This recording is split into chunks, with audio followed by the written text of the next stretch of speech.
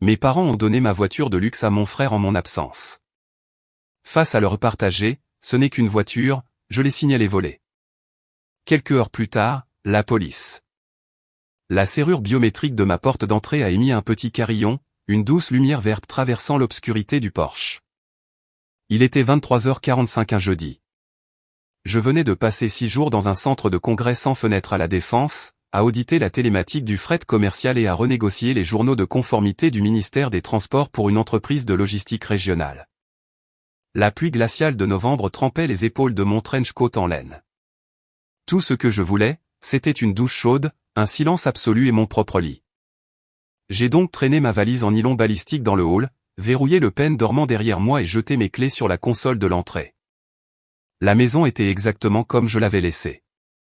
Le thermostat était réglé sur 17 degrés Celsius. Le courrier était soigneusement empilé sur le comptoir de la cuisine.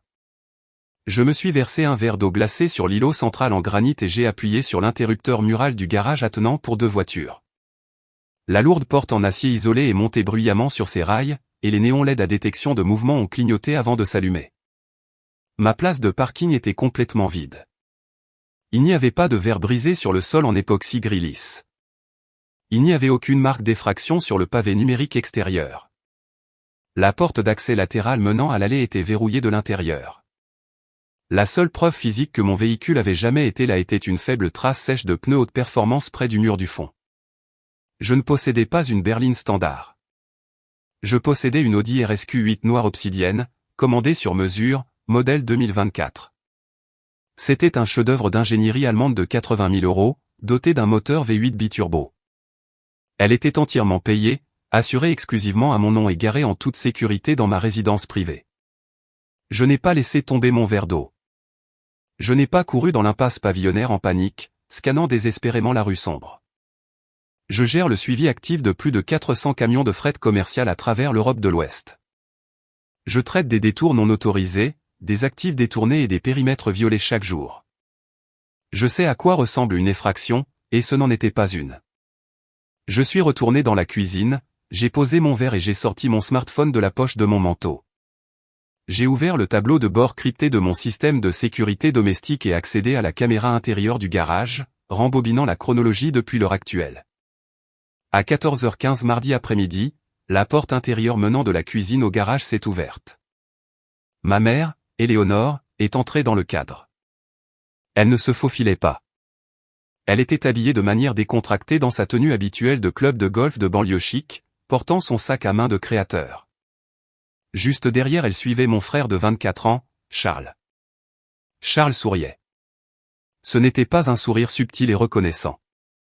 C'était le large sourire arrogant d'un gamin qui n'avait jamais payé son propre loyer, et encore moins un SUV de luxe à 80 000 €. Il avait détruit 2 berlines en location au cours des 3 dernières années, pour lesquelles mon père avait discrètement payé pour éviter une flambée des primes d'assurance. Dans le flux vidéo haute définition, Éléonore a fouillé dans son sac à main et a sorti une lourde clé électronique métallique. Pas une copie, mais le double original d'usine que je gardais verrouillé dans un coffre-fort biométrique inifugé dans mon bureau à domicile. Éléonore a lancé la clé à Charles.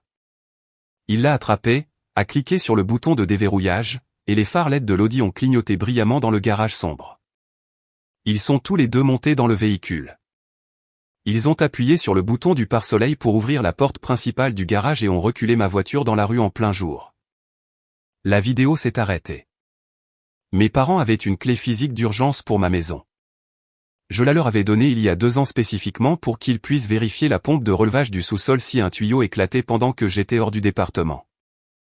Ils n'avaient pas l'autorisation biométrique pour le coffre-fort de mon bureau, ce qui signifiait qu'Éléonore avait utilisé son accès d'urgence.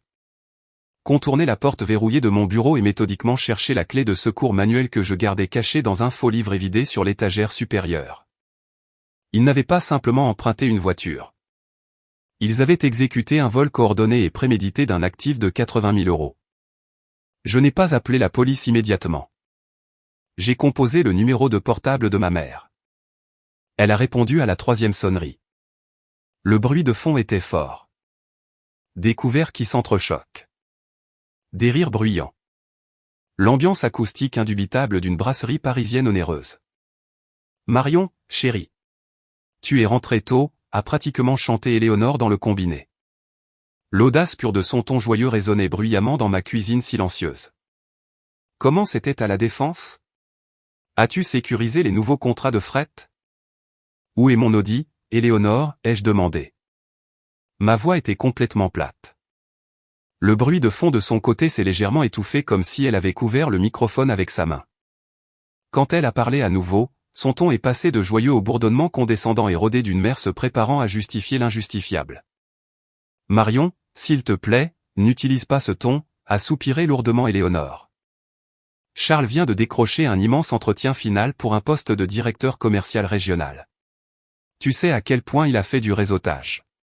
Ton père et moi voulions l'aider. Il doit se rendre au séminaire d'entreprise en Normandie ce week-end et il ne peut pas se présenter dans sa vieille Peugeot cabossée. Il doit projeter une image de succès aux associés principaux.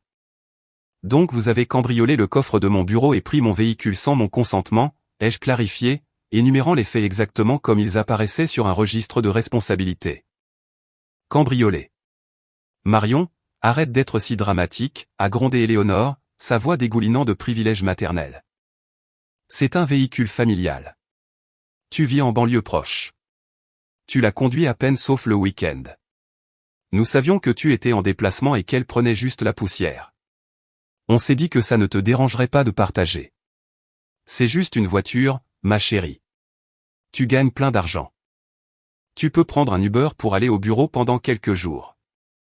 J'ai fixé le garage vide sur mon moniteur de sécurité. Il s'était réellement convaincu que partager le même sang fonctionnait comme un transfert de titre légal. Il supposait que parce que j'étais la sœur aînée et responsable qui payait tranquillement ses propres factures et bâtissait une carrière dans la logistique d'entreprise, j'absorberais simplement un risque de responsabilité de 80 000 € pour éviter de gâcher un dîner de famille. Vous avez exactement 30 minutes pour ordonner à Charles de ramener l'Audi dans mon allée, de la garer et de laisser les clés sur le comptoir de la cuisine, ai-je déclaré sèchement, en regardant ma montre. Ou quoi, Marion, a claqué Éléonore, abandonnant entièrement la routine de la mère douce. Tu vas appeler les flics sur ton propre frère le soir où nous célébrons sa grande opportunité pour un morceau de métal? As-tu une idée à quel point cela semble égoïste et pathétique? Nous sommes au Fouquet's en ce moment même pour payer son dîner. Il part pour le séminaire d'entreprise demain matin. Je ne vais pas gâcher son week-end parce que tu refuses d'être généreuse. 30 minutes, Éléonore, ai-je répété. Grandis un peu, Marion, a-t-elle raillé. On en parlera au déjeuner dominical quand tu seras calmée. L'appel a été coupé. Elle croyait honnêtement que le titre biologique de mère lui accordait une immunité absolue et incontestable contre le grand vol d'un véhicule de luxe. Elle croyait que je prendrais juste un Uber pour aller travailler demain et que je resterais assise tranquillement au déjeuner du dimanche pendant que l'enfant roi détruisait ma transmission sur une route de montagne. Je ne l'ai pas rappelé pour argumenter. Discuter avec des gens qui se croient intouchables est un gaspillage massif de bande passante opérationnelle. Je suis allé dans mon bureau. La porte de mon coffre-fort ignifugé était grande ouverte et la clé de secours manuel reposait nonchalamment sur mon sous-main. Je me suis assise à mon bureau, j'ai ouvert mon ordinateur portable et j'ai totalement contourné le commissariat de police municipale local. Si j'appelais les policiers du quartier, ils classeraient probablement la situation comme un différend familial civil, iraient au restaurant et demanderaient à ma mère de régler ça. Je n'avais pas besoin de la police locale. J'avais besoin du réseau national parce que l'Audi était un modèle RS 2024 toutes options. Je ne m'étais pas contenté du GPS d'usine. J'avais câblé un transpondeur télématique cellulaire actif de qualité commerciale directement dans le port OBD2, exactement le même matériel crypté que j'utilisais pour suivre des camions de fret de 20 tonnes à travers les frontières internationales. Je me suis connecté à mon portail propriétaire sécurisé. Le tableau de bord satellite s'est chargé instantanément. Charles n'était pas au restaurant. Il conduisait actuellement vers le sud sur l'autoroute A6, à 100 km de la ville, roulant à 150 km/h dans une zone limitée à 110. Il conduisait à près de 40 km/h au-dessus de la limite de vitesse dans un véhicule biturbo de 2,5 tonnes qui ne lui appartenait pas. J'ai pris mon téléphone portable et j'ai composé la ligne directe non urgente de la gendarmerie nationale, peloton d'autoroute. Opérateur gendarmerie 42. Une voix nette et professionnelle a répondu. Je m'appelle Marion Ashford, ai-je dit, lisant le numéro d'identification du véhicule directement sur l'écran de mon ordinateur portable. Je suis la seule propriétaire enregistrée d'une Audi RSQ8 2024 noire obsidienne. Le véhicule a été retiré de ma résidence privée sans mon autorisation. La clé de secours a été obtenue par effraction dans un coffre-fort résidentiel verrouillé. Signalez-vous le véhicule comme volé, madame, a demandé l'opérateur, le ton passant immédiatement de l'accueil standard à la saisie rapide de données. Oui, ai-je confirmé, mes yeux rivés sur le point rouge pulsant sur la carte satellite, bien que j'ai la télématique GPS commerciale en direct sur mon écran. Le véhicule se dirige actuellement vers le sud sur la 6, passant la borne kilométrique 112, à une vitesse de 150 km/h. Le conducteur est un homme de 24 ans. Il n'a pas ma permission pour utiliser le véhicule et il n'est pas listé sur la police d'assurance. Le cliquetis rapide d'un clavier mécanique résonnait dans le récepteur alors que l'opérateur entrait les coordonnées directement dans le réseau national. Nous avons un verrouillage sur le ping du transpondeur, Mademoiselle Ashford, a confirmé l'opérateur, sa voix se resserrant avec le protocole. Nous signalons la plaque dans le fichier des objets et véhicules signalés, FOV, maintenant. Nous avons 2 unités d'interception actuellement stationnées près de la borne 118. Restez en ligne. Nous initions un arrêt pour délit grave. Gardez la ligne, Mademoiselle Ashford, a instruit l'opérateur de la gendarmerie avec fluidité. Sa voix était froide, mécanique et totalement dépourvue du maternage suburbain que ma mère venait d'essayer d'utiliser sur moi. Je pouvais entendre le lourd grésillement du trafic radio crypté de la police à travers son casque. Les unités 4 et 7 ont établi un visuel sur l'Audi RSQ8 noir en direction sud près de la sortie pour la nationale 42. Le radar confirme la vitesse à 154 km/h dans une zone de 110. Le suspect a-t-il des antécédents de comportement violent ou d'armes à feu connus? Je suis resté parfaitement immobile dans mon bureau, les yeux fixés sur l'icône de télémétrie rouge pulsante se déplaçant régulièrement sur la grille satellite haute résolution de mon ordinateur. Le conducteur est mon frère de 24 ans, Charles Ashford, ai-je répondu, ma voix parfaitement égale. Il n'est actuellement pas armé. Cependant, il a un long historique documenté de conduite imprudente grave, de multiples collisions responsables et d'un profond sentiment d'impunité. Il croit sincèrement que le véhicule lui appartient parce que ma mère lui a donné les clés. Il ne s'attendra pas à une interception policière. Bien reçu, a noté l'opérateur, le cliquetis rapide de son clavier continuant sans pause. Le véhicule a été officiellement signalé comme actif volé dans la base de données FOV sous un code prioritaire. Une fois qu'une alerte de véhicule volé est transmise au véhicule de patrouille actif, les gendarmes n'exécutent pas un simple contrôle routier, Mademoiselle Ashford. Ils exécutent un protocole d'extraction à haut risque. Êtes-vous prête à porter plainte formellement lorsqu'il sera placé en garde à vue? Oui, ai-je déclaré sans une seule seconde d'hésitation. Je porte plainte pour vol aggravé de véhicule et utilisation non autorisée d'un véhicule à moteur commercial. Bien reçu. On lance l'interception. À 100 km au sud de mon allée tranquille de banlieue, Charles Ashford vivait un fantasme à 80 000 €. L'habitacle de mon Audi RSQ8 2024 était un chef-d'œuvre d'ingénierie allemande conçu entièrement pour isoler le conducteur de la réalité brutale de la route. L'éclairage ambiant LED brillait doucement d'un bleu glacé. Le lourd vitrage acoustique à double épaisseur absorbait le rugissement massif du moteur V8 biturbo et la pluie glaciale de novembre fouettant le pare-brise, rendant l'habitacle pratiquement silencieux. Mon frère roulait sur la voie de gauche de l'autoroute A6 à une vitesse fulgurante de 154 km/h, sa main gauche nonchalamment drapée sur le haut du volant en cuir perforé chauffant. Il avait monté le système audio 3 des Bang & Olufsen Premium à 60%, les basses lourdes faisant vibrer les vitres teintées. Il n'avait pas attendu le matin pour partir à son prétendu séminaire de réseautage d'entreprise comme ma mère l'avait prétendu. Il avait quitté le restaurant tôt, pris ma voiture et conduisait actuellement vers le sud en direction d'un casino de luxe dans la région voisine pour épater ses frères de fraternité. Il avait 24 ans, était complètement sans emploi, conduisait une machine noire obsidienne massive qui sentait le cuir neuf, et il n'avait pas payé un seul centime pour tout ça. Alors qu'il traversait le viaduc près de la borne kilométrique 116, son téléphone portable a vibré bruyamment dans la console centrale. Le tableau de bord numérique a affiché un appel entrant d'Éléonore. Charles a tendu la main, a appuyé sur le bouton du volant pour accepter l'appel, et la musique a automatiquement baissé. « Charles, chéri, où es-tu en ce moment ?» a demandé ma mère à travers les haut-parleurs Bluetooth. Sa voix était inhabituellement tendue. L'ambiance joyeuse du restaurant avait complètement disparu. Le cliquetis bruyant des couverts coûteux avait été remplacé par le son étouffé d'un moteur de voiture en arrière-plan. Elle rentrait chez elle en panique. « Je suis sur l'autoroute, maman. Je viens de passer la sortie 42, a dit Charles, se penchant nonchalamment dans le siège en cuir rembourré. Quoi de neuf? Papa a fini sa côte de bœuf? Marion est rentrée de la Défense, a dit sèchement Éléonore, sautant entièrement les politesses. Elle m'a appelé il y a 20 minutes. Elle a remarqué que l'Audi manquait dans son garage. J'ai essayé de lui expliquer que c'était une urgence familiale et que tu en avais besoin pour le séminaire, mais elle m'a donné un ultimatum de 30 minutes pour la ramener. Charles a levé les yeux au ciel, reposant son coude sur le rebord de la fenêtre. Tu plaisantes?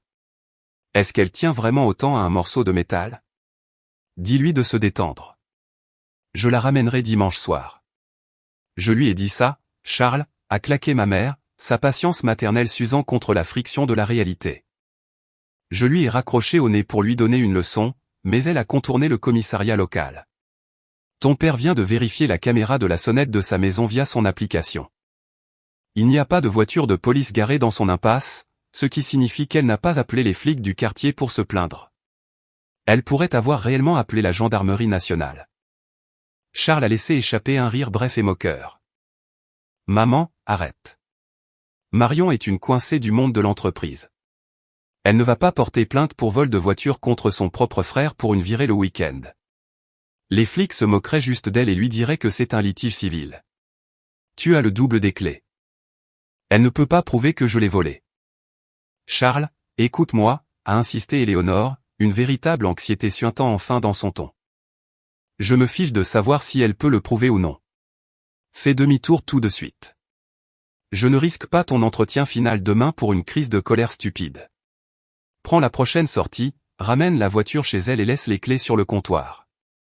Ton père et moi gérons Marion au déjeuner de dimanche. Ne la pousse pas à bout là-dessus. Charles a serré le volant plus fort, ses jointures devenant blanches. Son sourire arrogant a disparu, remplacé par une grimace profonde et pétulante. L'idée de renoncer à son symbole de statut à 80 000 € juste pour apaiser sa sœur l'enrageait. Il voulait la voiture pour le week-end. Il en avait besoin pour le casino. Il n'allait pas laisser la panique soudaine de sa mère gâcher sa soirée.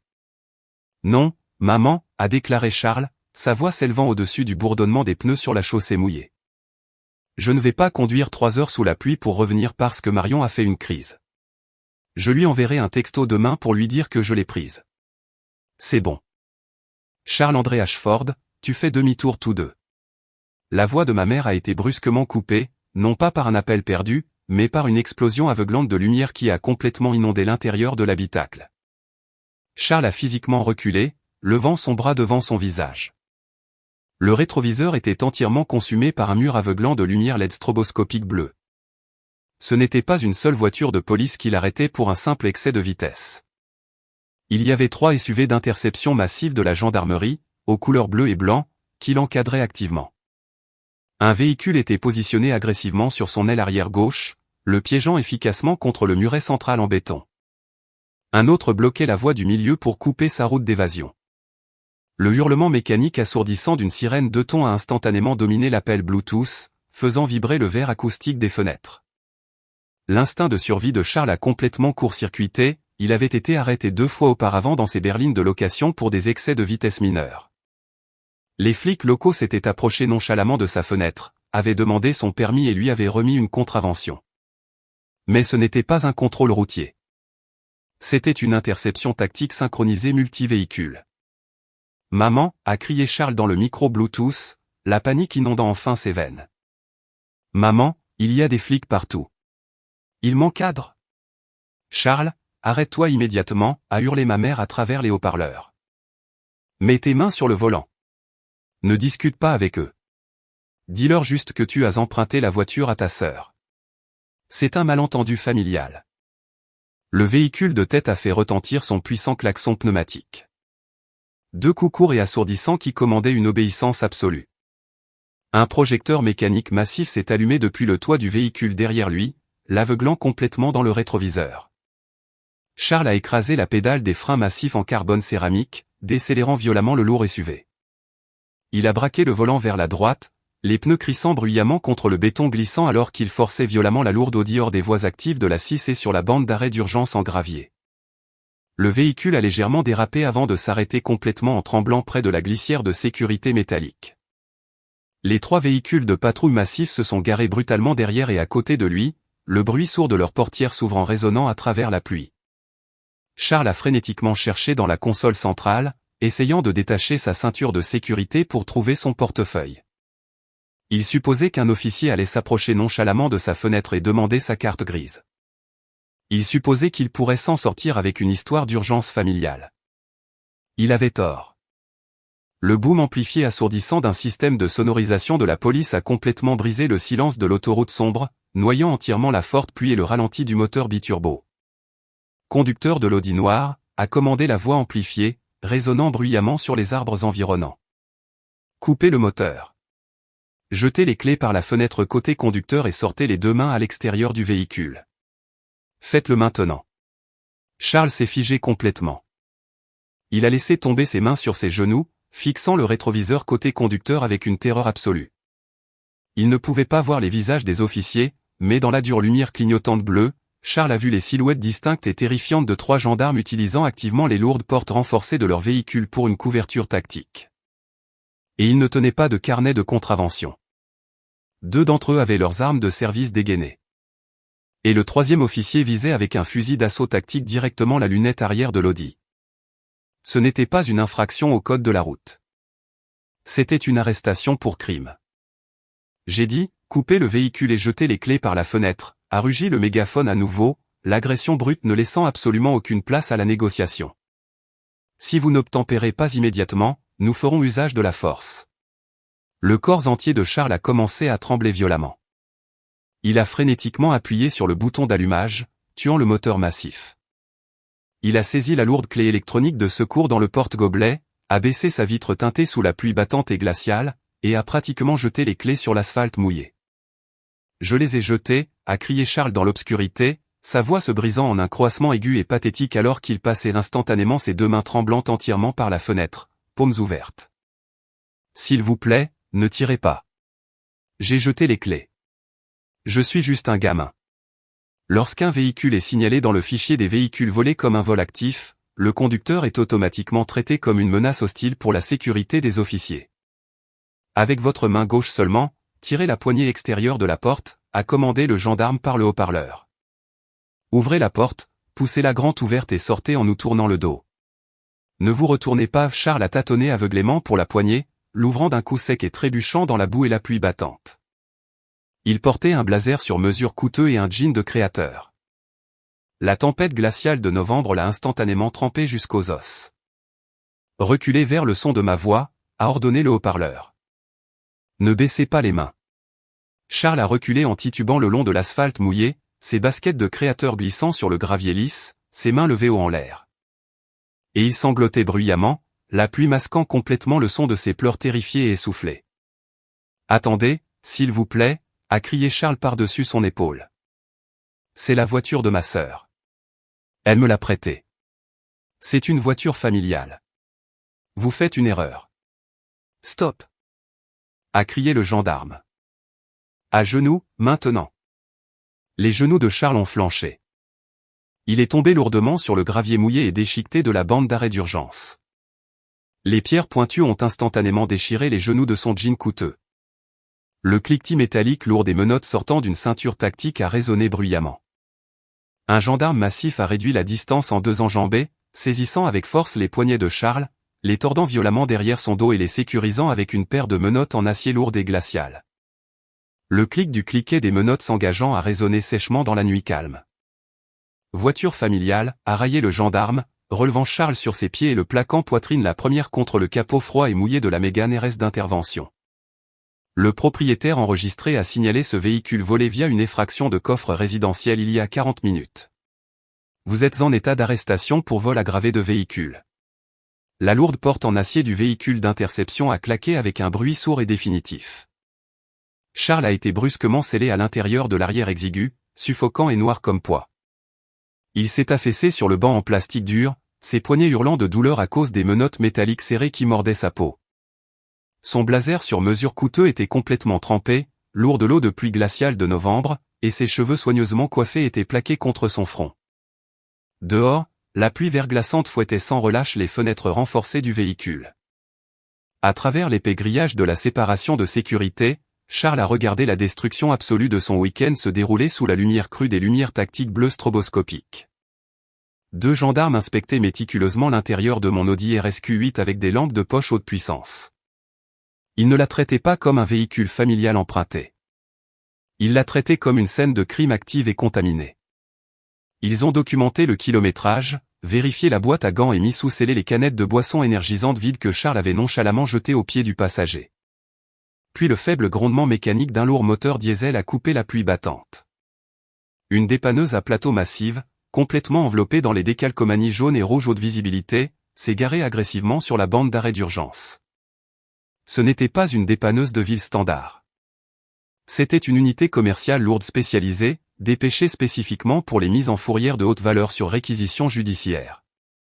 L'opérateur a sauté dans la boue, a engagé le treuil hydraulique bruyant et a abaissé la lourde rampe en acier vers les pneus arrière de l'Audi. Charles a pressé son visage contre la vitre froide couverte de condensation de la voiture de police, regardant avec une incrédulité horrifiée absolue alors que les lourdes chaînes en acier étaient accrochées directement au châssis de la pièce d'ingénierie allemande à 80 000 €. Le treuil massif a gémi bruyamment, traînant violemment le lourd véhicule biturbo en arrière à travers la boue et sur la pente métallique raide. Les pneus immaculés ont couiné sèchement contre le pont en métal mouillé.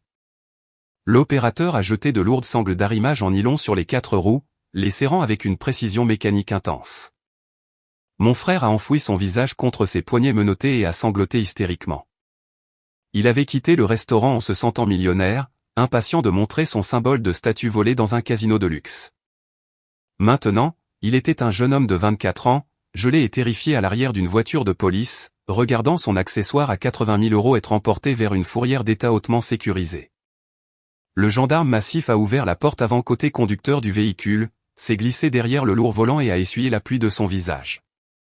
Il a pris sa radio et a activé le micro. Centrale, ici unité 7, a rapporté le gendarme, sa voix dénuée de toute émotion. Suspect en garde à vue.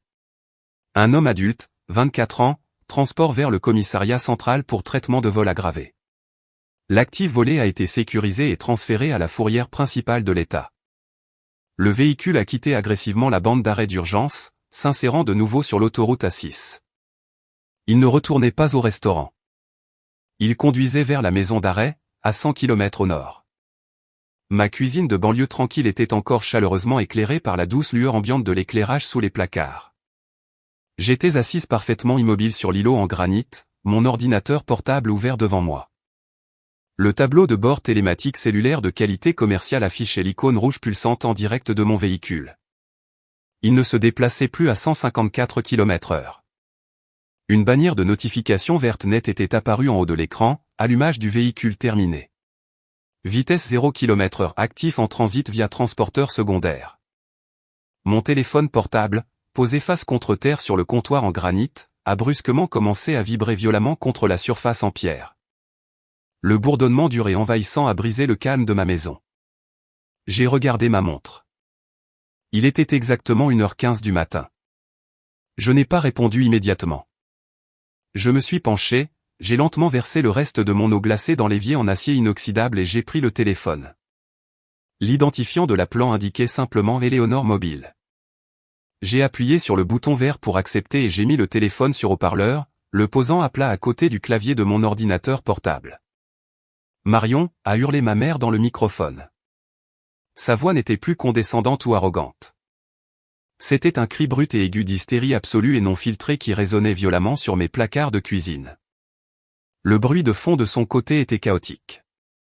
Un trafic bruyant, le cliquetis frénétique de son clignotant et la respiration lourde de quelqu'un en pleine attaque de panique. Elle conduisait, et elle était terrifiée. « Marion, qu'est-ce que tu as fait ?» a gémi Éléonore. Le suivi de localisation de Charles vient de s'éteindre complètement sur mon téléphone. J'ai essayé de l'appeler 20 fois et ça tombe directement sur la messagerie vocale. Il a appelé ton père il y a 2 minutes, hurlant à propos de lumière de police. Dis-moi que tu n'as pas réellement appelé la police. Dis-moi que tu n'as pas fait arrêter ton propre frère. J'ai appelé la gendarmerie nationale, Éléonore, ai-je répondu doucement, ma voix entièrement dénuée d'émotion. J'ai signalé un actif volé et je leur ai fourni les coordonnées GPS commerciales actives pour l'intercepter en toute sécurité. Il vient d'être arrêté par des gendarmes sur l'autoroute, a crié ma mère, sa respiration rapide et superficielle, la panique étouffant ses mots. Il pleurait si fort qu'il pouvait à peine respirer. Ils l'ont sorti de la voiture sous la menace d'une arme sous la pluie glaciale. Ils l'ont jeté menotté sur le bord de l'autoroute. Et il essayait juste d'aller à son événement de réseautage.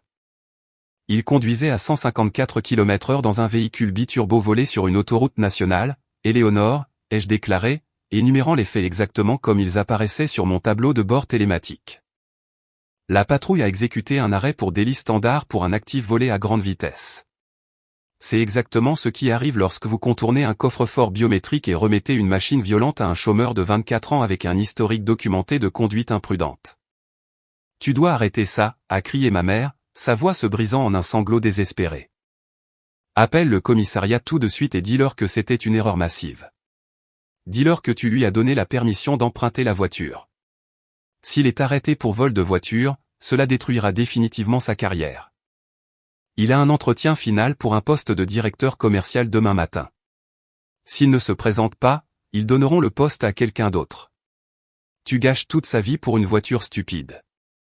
C'était le manuel classique et toxique de la complice. Elle supposait que le système juridique était un magasin de détail. Elle supposait que si elle criait assez fort ou pleurait assez fort, j'appellerais simplement le directeur du service de police et annulerais une arrestation pour crime comme une commande de nourriture erronée.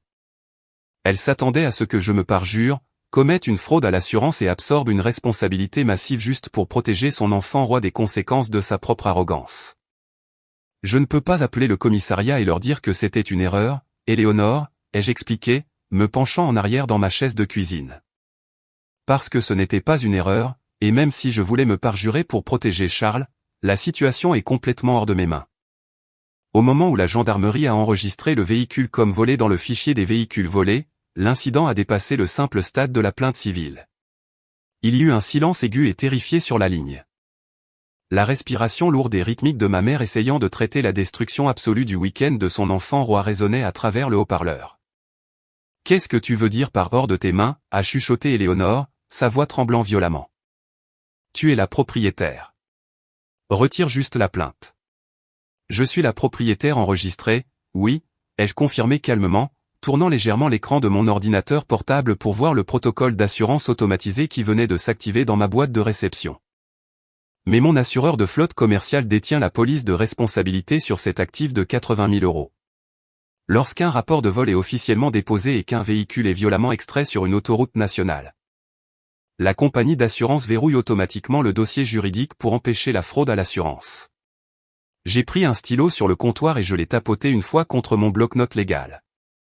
Si j'appelle soudainement les gendarmes et prétends que j'ai accidentellement signalé ma propre voiture volée alors que mon frère conduisait à près de 160 km/h à travers le département, ai-je continué, mon ton plat et mécanique. La division des fraudes à l'assurance lancera immédiatement une enquête criminelle contre moi pour fausse déclaration. Je ne risque pas mon casier vierge, ma carrière dans la logistique d'entreprise et 10 ans de prison pour couvrir un vol que tu as orchestré. Marion, s'il te plaît, a gémi Éléonore en arrière-plan, abandonnant entièrement la raison. Je conduis au commissariat en ce moment même. Je vais dire au sergent de permanence que c'est un malentendu familial massif. Je leur dirai que je lui ai donné les clés et que tu es juste vindicative. Je vais exiger qu'il le relâche immédiatement. Vous ne pouvez pas acheter votre sortie d'une accusation de vol aggravé, Éléonore, ai-je déclaré sèchement. Je retiens un avocat pénaliste d'élite en ce moment même, a soudainement coupé la voix profonde et retentissante de mon père à travers le haut-parleur. Il avait clairement arraché le téléphone des mains tremblantes de ma mère. Le patriarche de la famille tentait de reprendre le contrôle du chaos. Et quand ce sera fini, nous te couperons complètement de cette famille. Tu m'entends? Tu es morte pour nous, Marion. Morte. Bien reçu, ai-je dit doucement. J'ai déconnecté l'appel, placé le téléphone face contre terre sur mon bureau et fermé mon ordinateur portable. Il n'avait absolument pas réalisé que lorsque vous volez un actif d'entreprise activement suivi et hautement assuré, la réponse n'est pas une dispute à une table de dîner familiale. La réponse est un badge, une arme et une paire de lourdes menottes en acier. À 8h15 le vendredi matin, l'air à l'intérieur du hall d'accueil de la gendarmerie régionale sentait massivement la laine mouillée, la cire à parquet industriel et le café brûlé rassis. Les néons au plafond bourdonnaient d'un ronronnement bas et irritant qui semblait vibrer directement dans le sol en béton. Je ne me suis pas précipité au poste en panique. J'avais dormi exactement 6 heures, pris une douche chaude et m'étais habillé d'un blazer bleu marine sur mesure sur un chemisier blanc impeccable. Je me suis assise tranquillement sur un banc en plastique dur dans le coin de la salle d'attente, tenant une fine pochette cartonnée et mon smartphone crypté. J'étais arrivé 30 minutes avant pour fournir ma déclaration formelle sous serment au détective principal chargé des vols de voitures et signer l'autorisation de sortie pour mon véhicule mis en fourrière. À 10 mètres de là, debout agressivement devant l'épaisse vitre pare-balles du bureau d'accueil, se trouvaient mes parents. Arthur et Éléonore avaient clairement passé toute la nuit à conduire frénétiquement dans le département pour essayer de localiser leur enfant roi. Le costume habituellement immaculé d'Arthur était sévèrement froissé, sa cravate desserrée et son visage d'un rouge sombre et violent, marqué par l'épuisement et la rage réprimée. Éléonore avait l'air d'avoir vieilli de 10 ans en une nuit. Son maquillage de créateur avait coulé, ses cheveux étaient en désordre et elle serrait son sac à main en cuir coûteux si fort que ses jointures étaient complètement blanches. J'exige de voir le commandant de permanence immédiatement, a hurlé Arthur à travers la petite grille de haut-parleurs circulaire dans l'épais plexiglas. Sa voix patriarcale retentissante résonnait bruyamment sur le sol en linoléum éraflé. Mon fils, Charles Ashford, a été violemment retiré de son véhicule la nuit dernière sur la 6 par vos gendarmes. Il a été tenu en joue sous la pluie glaciale pour un énorme malentendu. Il est censé être à un entretien d'entreprise en ce moment même, et vous le détenez depuis 9 heures sans caution. C'est de la séquestration. L'officier d'accueil, un vétéran avec des poches profondes sous les yeux, n'a pas bronché au cri. Il a simplement cliqué sur sa souris d'ordinateur, fixant son écran lumineux d'un air vide. Monsieur, votre fils n'est pas détenu pour une infraction au code de la route, a déclaré l'officier, sa voix un bourdonnement mécanique plat d'épuisement municipal. Il a été intercepté alors qu'il conduisait un véhicule à moteur signalé dans le fichier des véhicules volés comme un actif volé de haute priorité. Il est actuellement en cellule de garde à vue numéro 3 en attente de transfert au tribunal pour une comparution immédiate sur des accusations de vol aggravé de véhicules et de mise en danger d'autrui. La caution ne s'applique pas en France comme vous l'entendez, il doit voir un magistrat. Ce n'était pas volé, a hurlé Éléonore, claquant sa paume à plat contre la vitre pare-balles. Le claquement soudain et violent a fait légèrement sursauter un jeune officier derrière le bureau. Elle a complètement abandonné toute prétention de civilité bourgeoise. Ma fille Marion est la propriétaire enregistrée de cet Audi. Elle l'a signalé volé par pure méchanceté parce que nous l'avons emprunté pendant qu'elle était en déplacement. C'est une voiture familiale. Nous avons les clés. Regardez-la assise juste là. C'est elle qui vous a menti. Éléonore s'est retournée, pointant un doigt tremblant directement sur moi à travers le hall. Marion, viens ici tout de suite et dis la vérité à cet officier, a commandé Éléonore, sa voix se brisant en un sanglot désespéré et aigu. Dis-lui que tu as donné les clés à Charles. Dis-lui que tu as fait une erreur. Si tu ne retires pas ces accusations à la seconde même, je jure devant Dieu que nous te déshériterons complètement. Charles perd toute sa carrière à cause de ta crise de colère. Je n'ai pas bronché. Je ne me suis pas levé. Je l'ai simplement regardé, mon expression entièrement dénuée d'émotion. Je n'ai pas fait d'erreur, Éléonore, ai-je dit doucement, ma voix portant facilement à travers le hall vide. Et je ne lui ai pas donné les clés. La lourde porte en acier à côté du bureau d'accueil s'est soudainement ouverte. Un homme grand dans un costume gris simple et une cravate légèrement lâche est entré dans le hall. Il portait un lourd presse-papier tactique noir et une tasse de café en polystyrène fumante. C'était le capitaine Meunier, l'enquêteur principal affecté à l'unité de lutte contre le vol automobile. Je lui avais parlé au téléphone à 3 heures du matin lorsque les gendarmes ont officiellement traité l'Audi à la fourrière. Monsieur et Madame Ashford, a dit le capitaine Meunier en prenant une gorgée lente de son café. Il n'avait pas l'air en colère. Il avait juste l'air incroyablement fatigué de traiter avec des gens privilégiés. Je suis le capitaine Meunier. Je gère l'extraction pour délit de l'Audi RSQ 8 2024. Êtes-vous les parents du suspect actuellement en détention ? Arthur a immédiatement gonflé le torse, se plaçant carrément devant le capitaine, tentant de reprendre la domination physique de la situation. Oui, nous le sommes, capitaine, a annoncé Arthur, sa voix retentissante tentant de masquer sa pure panique. Et je demande formellement que vous libériez mon fils immédiatement. Toute cette situation est une réaction catastrophique de ma fille. Elle était en déplacement pour affaires. Nous avons eu une urgence familiale. Nous avons accédé à sa maison, récupéré la clé de secours et permis à notre fils d'utiliser le véhicule pour assister à un séminaire d'entreprise. Elle utilise votre département comme une arme dans un conflit familial personnel. Il n'y a pas eu de vol. Le véhicule a été emprunté avec un consentement familial implicite. C'était une manœuvre juridique brillante et désespérée. Arthur tentait de redéfinir légalement le vol comme une utilisation non autorisée ou un litige civil domestique. Dans de nombreuses juridictions, si un membre de la famille a un accès libre à une maison et emprunte nonchalamment une voiture, la police refuse souvent de porter des accusations criminelles, disant au propriétaire de régler ça au tribunal civil. Arthur supposait que la police jetterait un coup d'œil à une famille de banlieue riche et bien habillée et laisserait simplement son fils sortir par la porte d'entrée avec un avertissement. Il avait tort. Consentement familial implicite, a répété le capitaine Meunier lentement, son ton complètement plat. Il a regardé son presse-papier, puis a regardé directement ma mère. Madame Ashford, votre fille vous a-t-elle explicitement donné la permission d'entrer chez elle et de retirer la clé de secours pour le véhicule à 80 000 €? Éléonore a instantanément vu une ouverture. Elle supposait que l'enquêteur cherchait une excuse pour clore le dossier et rentrer chez lui. Elle supposait que si elle avouait être l'actrice principale, la police en rirait simplement. Après tout, la police n'arrête pas les riches mères de banlieue d'âge moyen pour avoir emprunté la voiture de leur fille. Non, capitaine. Elle ne l'a pas fait, a admis Éléonore, sa voix dégoulinant de confiance maternelle, jetant ses épaules en arrière. Elle se jetait activement sur la grenade pour sauver son fils, complètement inconsciente que la grenade était déjà dégoupillée. Marion est incroyablement égoïste avec son argent. Je savais qu'elle dirait non. Mais je suis sa mère. J'ai une clé d'urgence pour sa maison. Alors je suis entré. Je suis allé dans son bureau et j'ai pris la clé de secours dans son coffre. J'ai donné les clés à Charles. Je lui ai dit qu'il pouvait l'utiliser. Mon fils n'a rien volé. Il agissait sous ma permission explicite. Éléonore a croisé les bras, un sourire suffisant et triomphant revenant enfin sur son visage épuisé. Elle m'a regardé à travers le hall, ses yeux brillants d'une pure arrogance. Elle venait de fournir à son enfant roi un alibi en béton.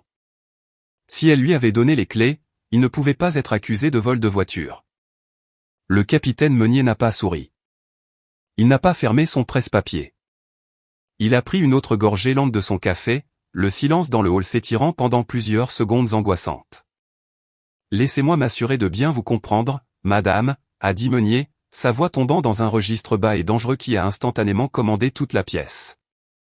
Vous déclarez officiellement au procès-verbal à l'intérieur d'une gendarmerie que vous avez utilisé une clé d'urgence pour entrer dans une résidence privée sans l'autorisation du propriétaire. Éléonore fronça les sourcils, son sourire suffisant vacillant légèrement. Eh bien, oui, mais c'est la maison de ma fille. Je ne suis pas une étrangère. Et vous déclarez en outre, a continué Meunier, tirant un stylo de sa poche de poitrine, que vous avez contourné un bureau à domicile verrouillé.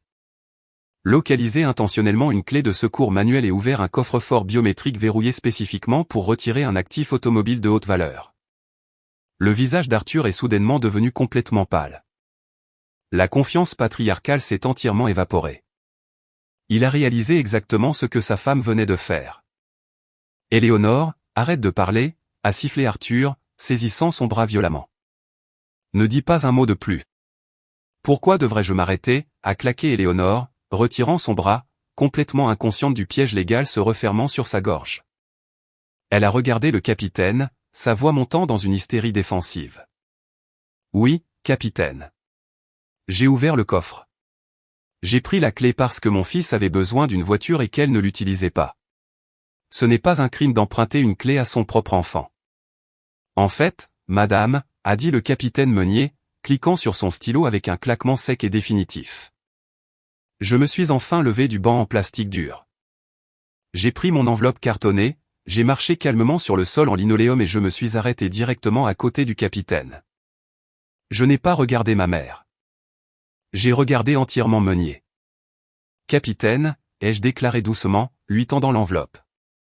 À l'intérieur se trouve une clé USB horodatée haute résolution contenant les images de sécurité intérieure de mon garage, du hall et du bureau à domicile. Elle documente clairement deux individus, Eleanor et Charles Ashford, coordonnant l'entrée non autorisée dans mon coffre biométrique et le retrait subséquent du véhicule. Eleanor a fixé l'enveloppe, la bouche légèrement ouverte, le sang se drainant complètement de son visage. « Merci, mademoiselle Ashford », a noté Meunier, plaçant fermement l'enveloppe sur son presse-papier. Il a regardé ma mère, son expression complètement dénuée de sympathie. « Madame Ashford », a annoncé Meunier, sa voix résonnant bruyamment sur la vitre pare-balles. Vous venez de confesser formellement un cambriolage résidentiel prémédité en admettant que vous êtes entré illégalement dans un coffre sécurisé pour retirer un actif de 80 000 €. Vous n'avez pas innocenté votre fils. Vous avez simplement admis être la principale co-conspiratrice dans un délit aggravé. Arthur a laissé échapper un gémissement bas et pathétique, enfouissant son visage dans ses mains. Il s'est entièrement éloigné de sa femme. Cambriolage, a chuchoté Eleanor, sa voix se brisant en un croassement aigu et pathétique. Ses genoux ont légèrement flanché et elle a saisi le bord du bureau d'accueil pour ne pas s'effondrer. Non, attendez. Vous ne pouvez pas m'arrêter. Je suis une mère. C'était juste une voiture. Je n'ai rien cassé. J'ai utilisé une clé. Vous avez utilisé une clé d'urgence pour commettre un vol, madame, a corrigé Meunier avec fluidité, tirant une paire de lourdes menottes en acier de l'arrière de sa ceinture. Et votre fils est actuellement assis dans une cellule de détention parce qu'il a été pris en train de conduire l'actif volé à près de 40 km/h au-dessus de la limite de vitesse. Retournez-vous et placez vos mains derrière votre dos. Le cliquetis métallique lourd des menottes en acier du capitaine Meunier s'engageant autour des poignets manucurés coûteux de ma mère a résonné violemment contre la vitre pare-balles du bureau d'accueil. Eleanor a laissé échapper un souffle court et brusque. La matriarche de banlieue polie et condescendante qui m'avait joyeusement dit d'arrêter d'être dramatique et de prendre un Uber pour aller travailler à peine 12 heures plus tôt s'est complètement volatilisée. Son sac à main de créateur est tombé lourdement sur le sol en linoléum éraflé, renversant son maquillage coûteux, un jeu de clés de maison et un reçu froissé de la brasserie qu'elle avait visité la veille.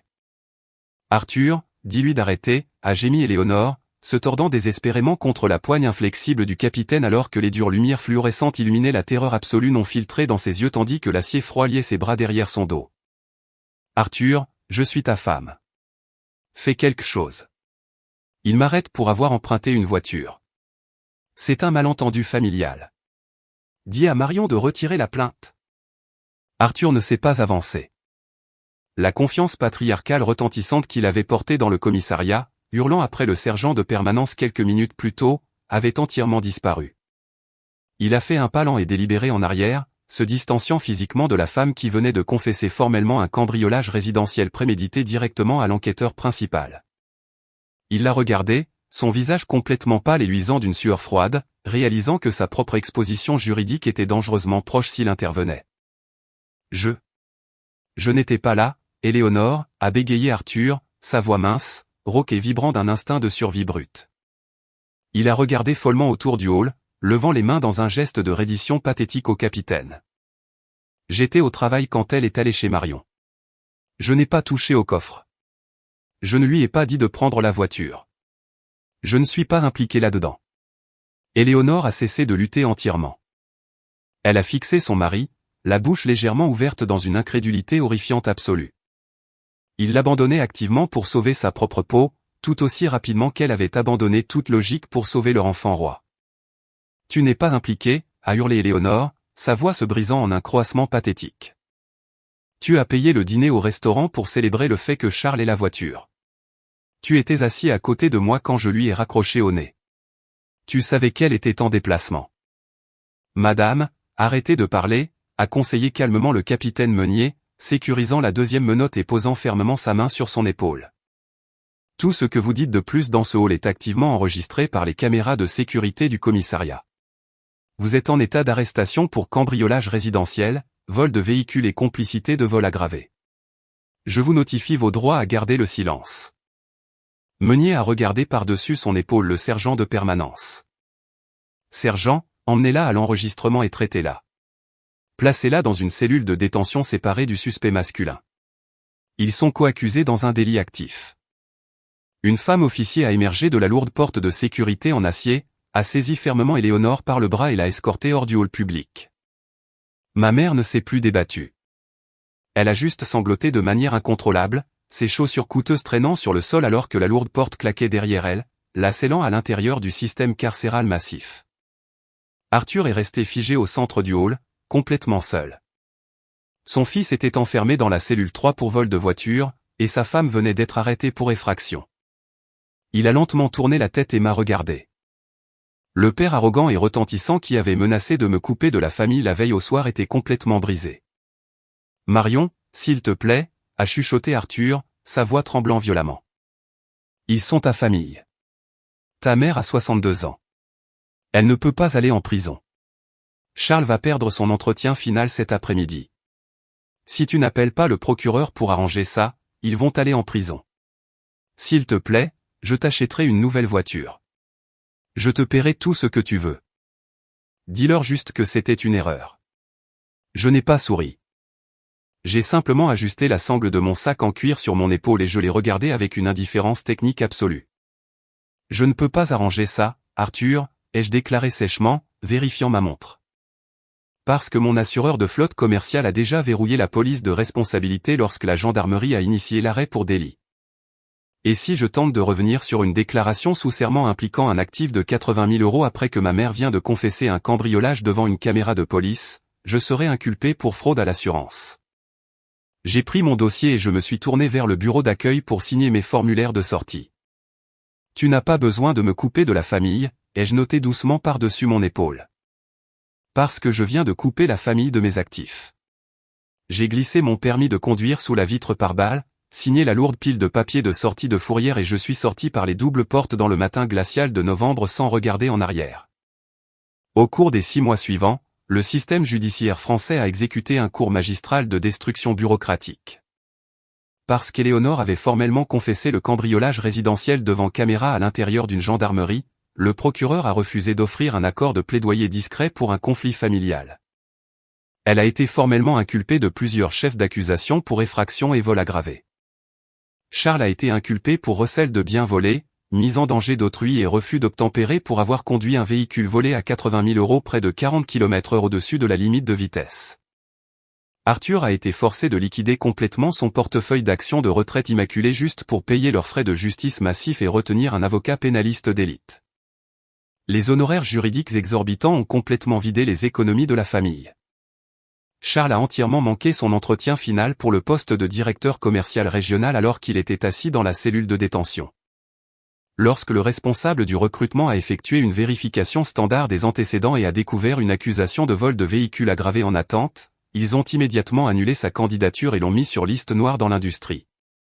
L'enfant roi est passé d'un jeune de 24 ans s'attendant à conduire un SUV de luxe à 80 000 € à un accusé terrifié risquant des années de prison, forcé de prendre un emploi au salaire minimum dans la vente au détail juste pour payer ses amendes ordonnées par le tribunal. La réputation de banlieue immaculée d'Éléonore a été complètement anéantie et son club privé a révoqué son adhésion le matin exact où son arrestation a été publiée dans la presse locale. Ma police d'assurance commerciale a couvert le remorquage lourd et les frais de fourrière pour l'Audi. La gendarmerie m'a rendu mon véhicule 48 heures plus tard, complètement indemne. J'ai engagé une entreprise de sécurité spécialisée pour mettre à niveau les serrures biométriques de toutes les portes extérieures de ma maison, révoquer définitivement les codes d'accès d'urgence de mes parents et déposer une demande d'ordonnance de restriction permanente contre toute ma famille. Qu'un juge a accordé sans une seconde d'hésitation. Il pensait pouvoir utiliser un titre familial pour voler un actif d'entreprise massif et hautement assuré. Il pensait que je paniquerais simplement, absorberais la responsabilité et prendrais un Uber pour aller travailler afin de protéger la virée du week-end de mon frère. Ils ont complètement oublié qu'une directrice logistique commerciale ne discute pas avec les voleurs de voitures. Je suis juste la télémétrie, j'appelle la gendarmerie et je laisse l'État gérer le reste.